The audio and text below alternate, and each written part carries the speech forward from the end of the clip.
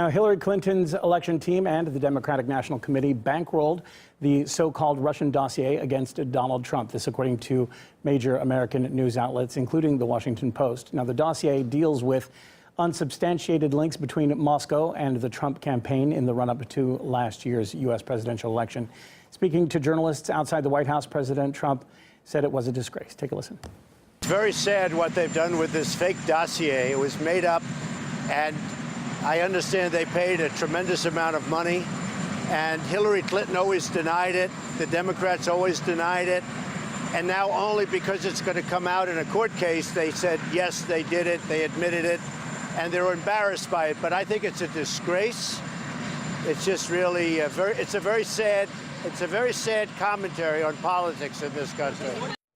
Discuss this further. Let's cross live to RT America host Ed Schultz. Ed, thanks for being with us here. Interested to hear your thoughts on this. Sean, good to be with you. So going down the rabbit hole, it is now confirmed that the DNC and Hillary Clinton's campaign helped fund the Trump-Russia dossier. Are you surprised by this?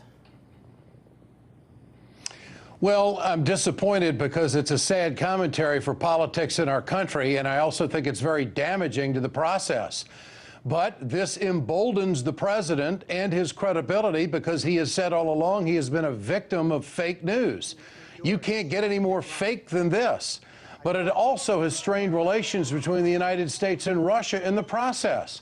The accusation that the Clinton surrogates made on cable shows day after day for months on end before the election underscored just how dishonest the Democrats are, saying that this was Vladimir Putin's dossier, that this was Russian intelligence, and that this was dug up by this former British agent, which now we know was being paid for by the DNC and the Hillary Clinton campaign. So you have to follow the money.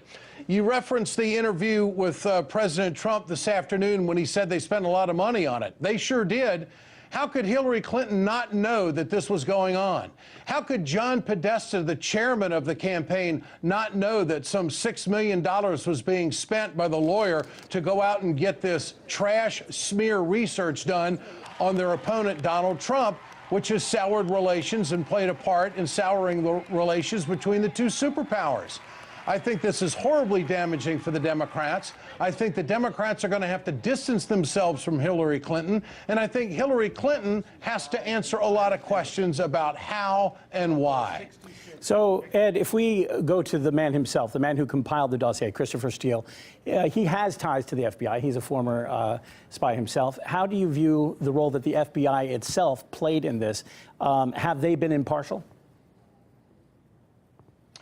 Well, we don't know that, and the investigations that are going on right now should bear this out. It should be pointed out that Devin Nunes, who has recused himself from the House Intel investigation into collusion, went out and did some investigation on his own. And all of this came to light through his investigation when he wanted to see the tax records of the firm Fusion GPS, and then, of course, they uncovered all of these payments from the DNC and from the Hillary Clinton campaign. So if it's to be dug up in Washington, it's going to be found. And so I think that at the end of the day, we're going to find out that the Clintons were pretty heavy in smearing Donald Trump, and Trump is going to be emboldened by the truth by saying that this was all fake news. Now, what steps might Trump or the Republicans take in response to these revelations? In fact, like, if you look at the GOP itself, they seem to be far from unified at the moment. Could this be something that helps them get back together? Well, I think there may be some not so much unity because of a matter of style and a matter of personal politics and personality. I think that plays into a lot of it. Donald Trump is something Washington's never had to deal with before, and many on Capitol Hill don't know how to deal with him, and so they're bailing out. So I guess this might be known as draining the swamp. But you ask where the Republicans are going to go from here. Well, they're going to go investigate Hillary Clinton and the uranium deal that was dealt with the Russian government. Some 20% of the uranium was purchased, and it was done on Obama's watch, and while Hillary Clinton was Secretary of State, and a lot of payments made to Bill Clinton. You know, it's ironic that the Democrats were all upset about General Michael Flynn going to an RT celebration and being paid a small speaking fee. It's a heck of a lot less than what Bill Clinton was paid, to the tune of $500,000 from those who wanted to do the uranium deal. And I think that's where Trump and the Republicans are going to go. They're going to go try to find the devil in the details and all of that. Now, Ed, you know better than anybody that politics is a dirty business. The Washington Post itself also reported that an anonymous Republican donor helped fund the dossier prior to the involvement of the DNC, specifically in the primaries. Why aren't we seeing as much focus on that aspect of the story? Well, you know, it didn't have the impact that a presidential candidate has. There's a difference between a Republican donor who wants to dig up dirt on a candidate as opposed to someone who could be the president of the United States taking campaign funds and trying to dig up dirt. But then here's the key, Sean, trying to pin it on a foreign country.